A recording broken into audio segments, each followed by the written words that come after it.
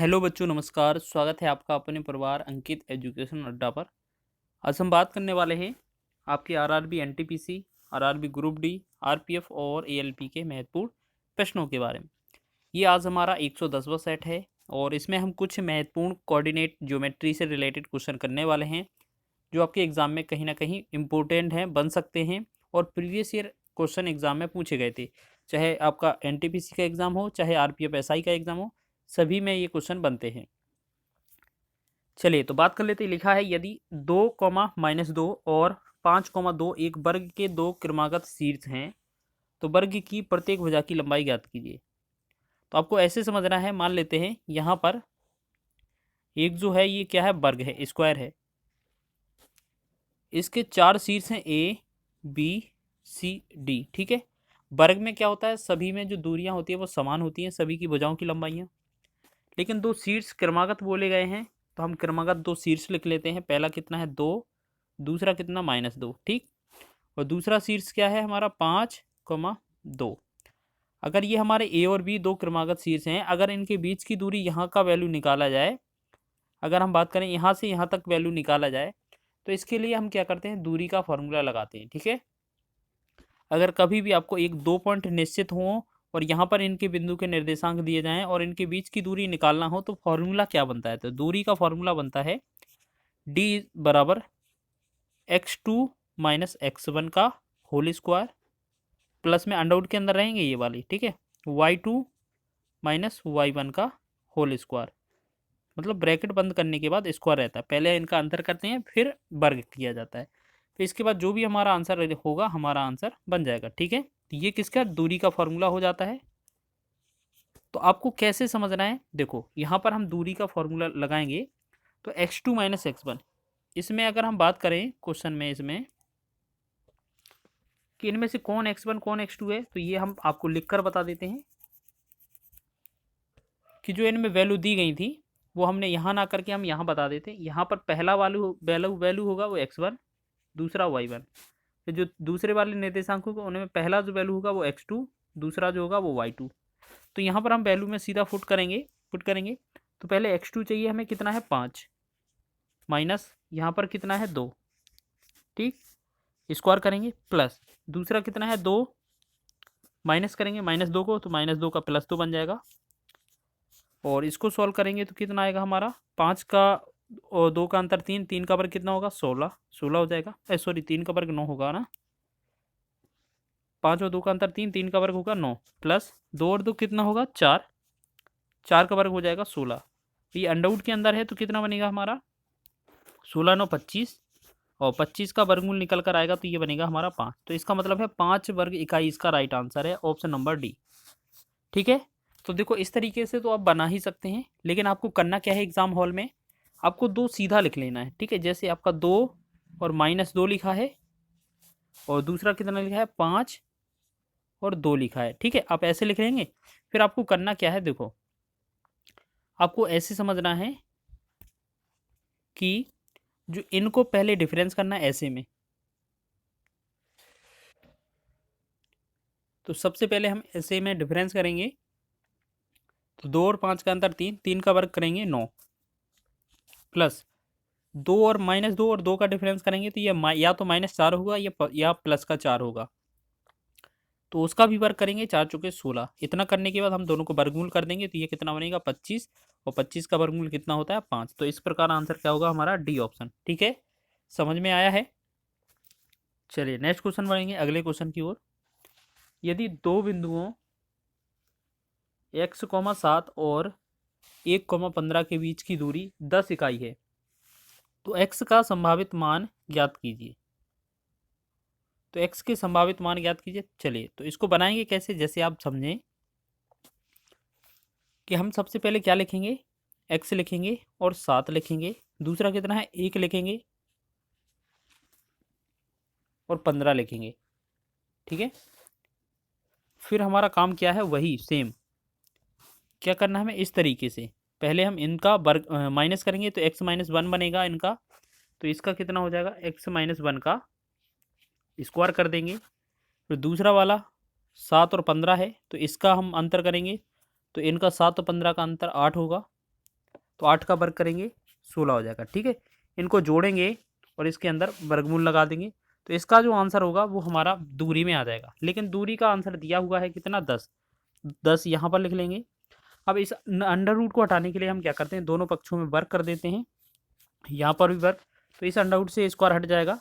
तो पहले वाला क्या हो जाएगा, x माइनस 1 का स्क्वायर क्या लिखेंगे, एक्स स्क्वायर प्लस 1 स्क्वायर 1 हो जाएगा, माइनस 2x हो जाएगा, क्योंकि ये a माइनस बी का होल स्क्वायर टूटेगा, प्लस में 16 है ही हमारे साथ, प्लस में 10 का वर्ग 100 हो जाएगा। ठीक, अब 16 और 1 कितना हो जाएगा, 17। ठीक है ना, 16 और 1 कितना होगा, 17। 17 अगर हम उस तरफ ले जाएंगे तो 100 में से माइनस हो जाएगा, तो एक्स स्क्वायर माइनस का 2x, या समझें आप यहीं पर रहने दें, ये हमारा 17 और उस तरफ से ये 100 यहाँ ले आएँ। ठीक है, 100 बराबर 0, तो इसे क्या लिखेंगे, एक्स स्क्वायर माइनस का 2x, और माइनस का कितना होगा, 17 अगर हटाएंगे तो ये कितना बनेगा, 83। ठीक है, ये कितना बनेगा, 83। 83 बनेगा कि नहीं। चलिए, यह कैलकुलेशन में प्रॉब्लम हुई है। देखिए प्रॉब्लम क्या हुई है, गलती से ध्यान नहीं दिया, दिखेगा अगर डिफरेंस कितना इनका कितना आ रहा था, 7 और 15 का डिफरेंस 8 आना था, तो 8 का वर्ग तो 16 होगा ना, यहाँ पर गलती से हमने सॉरी 8 का वर्ग 64 होगा, यहाँ पर 16 लिख दिया है। ठीक है, तो इसको आप चेक कर लीजिए, ये हमारा थोड़ा एरर हो जाएगा, बस इसे सही से घटा लेंगे तो हमारा आंसर बन जाएगा जल्दी से। तो 8 का वर्ग कितना, 64 होना चाहिए, जैसे इसका वर्ग कितना, x माइनस 1 हो जाएगा, तो इसका वर्ग कर दिया, उसका वर्ग कितना होगा, 8 होगा, 8 का वर्ग 64 आना चाहिए था। ठीक है, तो यहाँ पर 64 ही लिखा जाता, और 64 और 1 कितना, 65 हो जाता। तो 65 में क्या करते हम, 65 को 100 में से हम घटा देते, तो यहाँ पर कितना आ जाता, 35। ठीक है, तो ये 35 आना चाहिए था माइनस का। ठीक है, तो अब सही है। ठीक है, तो अब इसमें हम क्या है, ये इसको फैक्टर करते हैं, तो फैक्टराइजेशन आपने देखा होगा, जो गुणनखंड होता है ना, गुणनखंड कैसे किया जाता है, जो एक्स स्क्वायर माइनस का 2x है और माइनस का 35। ठीक है, तो इसे हम क्या कर सकते हैं, ऐसा समझें, आपको 2x लाना है तो यहाँ पर बड़ा वाला संख्या पहले लिखेंगे, 7x माइनस का 7x माइनस का 5x, तो यहाँ पर क्या है, हम प्लस में लिख देंगे। ठीक है, 7 और 5 का डिफरेंस -2 हो जाएगा, और गुणा करेंगे तो हमारा 35 आ जाएगा। तो 5x और यहाँ पर माइनस का 35 बराबर में लिखेंगे 0, यहाँ पर कॉमन लेंगे तो x कोमा -7 हो जाएगा, प्लस का 5 कॉमन लेंगे तो x का -7 हो जाएगा यहाँ पर भी। ठीक है, तो देखिएगा यहाँ पर ये +5 है, तो एक आंसर आएगा तुम्हारा -5, और यहाँ पर क्या है, -7 है, यहाँ पर भी -7 है, तो इसका आंसर आएगा प्लस का 7। दो आंसर निकलेंगे। ठीक है, तो आपको याद रखना है, इसमें क्या होता है, जो भी वैल्यू होती है ना, उनको उल्टा लिखा जाता है, आपको ऐसे समझ लेना बस। ठीक है, तो हम क्या समझेंगे, जो -7 है इसको समझना है प्लस का 7, जो प्लस का 5 है इसे समझना है माइनस का 5। तो हमारे पास ये दो आंसर होंगे, प्लस का 7 होना चाहिए, माइनस का 5, तो ऑप्शन नंबर डी इसका राइट है। ठीक है, तो इस प्रकार हमने इस क्वेश्चन को भी कवर कर लिया है। आगे बढ़े अगले क्वेश्चन में, मूल बिंदु से रेखा 4x प्लस 3y बराबर 6 की दूरी ज्ञात कीजिए। देखिएगा, अगर इस तरीके का क्वेश्चन दिया हो, मूल बिंदु का मतलब होता है 0,0, जो आपका x और y का वैल्यू है वो 0 0 है। 4x प्लस 3y बराबर 6 दिया है, तो इसको आप ऐसे समझें कि 4x प्लस 3y माइनस 6 बराबर 0। ठीक है, इतना समझें। ठीक है, समझ रहे हैं ना।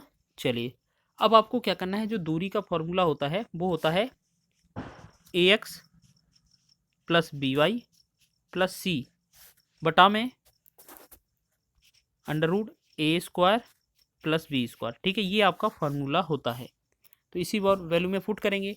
तो इसमें अगर हम वैल्यू पूछें तो यहाँ पर जो x है यहाँ पर साइड में, तो इसके साथ जो 4 है ना, इसे a बराबर 4 बोलेंगे हम। ठीक है, इससे क्या करेंगे, तुलना करने पर ये हमें 4 मिलेगा, और y के साथ जो है उसका हम बोलेंगे b बराबर 3, और ये जो 6 दिया है ना, इसे हम c के मान बोलेंगे, तो c का वैल्यू है वो -6 है। इसको वैल्यू पुट करें इस वाले में, तो a इंटू एक्स। अब देखो ये x और y के हमारे पास यहाँ से वैल्यू लेंगे हम। ठीक है, अगर आपके ax और by में अगर 0 0 रखेंगे तो ये तो 0 हो जाना है, तो हम पहले दोनों अक्षर नहीं लिखेंगे। ठीक है, पहले दोनों कैलकुलेशन नहीं लिखेंगे, सीधा आपको पता चल जाएगा कि ये 0 हो जाएगा, क्योंकि यहाँ पर x 0 है, y 0 है, तो आप कितना भी a और b का मान रख दें वो 0 होगा। ठीक है, बस प्लस का c लिखा है, तो c का वैल्यू -6 है, तो -6 ऊपर लिखेंगे। ठीक है, बटा में कितना होगा, a² कितना 16 हो जाएगा, 3 का वर्ग कितना b का 9 हो जाएगा, अंडर रूट में हो जाएगा, तो -6 में 3 × 16 × 25, 25 वर्गमूल कितना होगा इसका मान? तो इसका मतलब है -6/5। और एक चीज़ याद रखना, -6/5 आ जाएगा। आपको आंसर जो है वो दूरी हमेशा धनात्मक होती है, ऋणात्मक कभी भी नहीं होती है। तो इसका जो मान है ऋणात्मक ना करके हमें इसे आंसर धन में देना है, प्लस में देना है। 6/5 इसका राइट आंसर हो जाएगा। तो आपका ऑप्शन नंबर डी में दिया हुआ है इस तरीके का ऑप्शन। आगे बढ़ें, अगले प्रश्न में देखेंगे। बहुत ही अच्छा क्वेश्चन है। ये सभी क्वेश्चन आपके कोऑर्डिनेट ज्योमेट्री से रिलेटेड हैं, कहीं ना कहीं आपके एग्जाम में पूछे गए थे और पूछे जाने की संभावना होगी। रैखिक समीकरण 35x - 35y + 15 = 0 के ग्राफ और एक्स अक्ष के बीच बने कोण का माप ज्ञात कीजिए। तो आप क्या समझें, देखो अगर इस तरीके का क्वेश्चन दिया है, देखो कोण ज्ञात करने के लिए आपको क्या याद रखना है, जो रेखा का समीकरण होता है, रेखा, तो वो क्या होता है, किस फॉर्म में होता है, y = mx + c के रूप में होता है। ठीक है, ये चीज़ याद रखना है। और जो m का जो मान होता है वो tan थीटा के बराबर होता है, ये चीज़ याद रखना है। ठीक है, ये दोनों फॉर्मूले आपके याद रखने हैं। m बराबर tan थीटा होता है और y बराबर mx + c होता है। ये हमारा रेखा का समीकरण है, ये हमारा प्रवणता या ढाल का समीकरण होता है। इसका मतलब ये कोण से रिलेटेड है। ठीक है, अब हमारे पास कितना दिया था, 35x - 35y + 15 = 0। इसका मतलब क्या है हमारा, इसका मतलब क्या है कि हमें y अकेला बचाना है, बाकी सब दूसरी तरफ भेजना है। तो यहाँ पर y माइनस में है, तो हम एक काम करें, y को ही उस तरफ भेज देंगे। तो ये 3y हो जाएगा इस तरफ। यहाँ पर 2 बार y कैसे लिख गया, देखो ये गलती से लिख गया, 3y था ना, ये 35 था, यहाँ पर 3y नहीं था, 35 था। ठीक है, यहाँ पर कितना था, 35y। तो हम क्या करेंगे, इस वाले 3y की जगह यहाँ 35 था ना, तो 35y को हम अगर उस तरफ ले जाएंगे तो हमारा 35y तो प्लस ही रहेगा बराबर में। ठीक है, ये हमारा उस तरफ प्लस हो जाएगा, तो ये दोनों प्लस पहले ही थे। 35x + में 15। ठीक है, 35x + में 15। फिर हमारा क्या काम है, आपको y को सिंगल करना है। तो y में जो 35 साथ में गुणा में दिया है, तो एक काम करेंगे, हम पूरे समीकरण में दोनों पक्षों में 35 से भाग कर देंगे। ठीक है, आपको y का नंबर हटाना है ना, तो जितना इस तरफ करेंगे उतना ही सभी तरफ करेंगे। 35 से 35, 35 से 35, और यहाँ पर कितना है, 5 × 15 या 5 × 7 = 35। अगर लास्ट वाले को काटेंगे भी तो भी ठीक है, नहीं काटें तो भी कोई दिक्कत नहीं। तो y बराबर कितना बनेगा, यहाँ पर x + 3/7। ठीक है, ये बनेगा हमारा y का फॉर्मूला। तो देखिएगा, अगर आप इस वाले समीकरण से तुलना करेंगे यहाँ पर, तो देखिएगा y बराबर कितना, x + 3/7। तो हम बात करेंगे इसमें जो हमारा तुलना होगा, तो इसमें जो m जो बनेगा वो m का मान जो होगा वो 1 होगा। क्यों, क्योंकि x से x तो कट ही जाएगा, तो x के साथ हमारा मान लेते हैं 1 होगा, तो m का मान जो होगा इसमें तुलना करने पर हमें 1 मिल जाएगा। ठीक, और आपको पता है m बराबर क्या होता है, tan थीटा। तो m बराबर क्या है, tan थीटा। तो tan थीटा तो हमारा साथ ही रहेगा। अब ये बताइए, 1 का वैल्यू अगर यहाँ रख दें, तो 1 जो मान होता है tan थीटा में, वो tan 45 का मान होता है। ठीक, 10 से 10 कट जाएगा, तो थीटा का वैल्यू क्या आ जाएगा, 45। तो यही क्वेश्चन में हमसे पूछा था, ऑप्शन नंबर सी इसका राइट हो जाएगा। ठीक है, तो इस तरीके से भी क्वेश्चन बन सकता है। अब इसके बाद 2 क्वेश्चन और देख लेते हैं, महत्वपूर्ण है।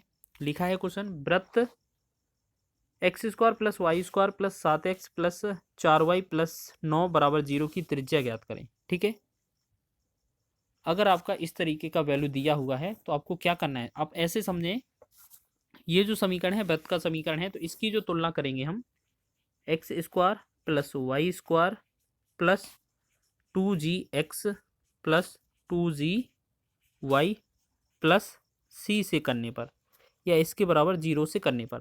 इसका मतलब हमें कुछ नहीं, जो 2gx है ना, 2gy, इसी से काम है हमारा। 2gx का मतलब है 7x, तो x से x हटेगा, 2g का जो वैल्यू आएगा यहाँ पर कितना आएगा, 7।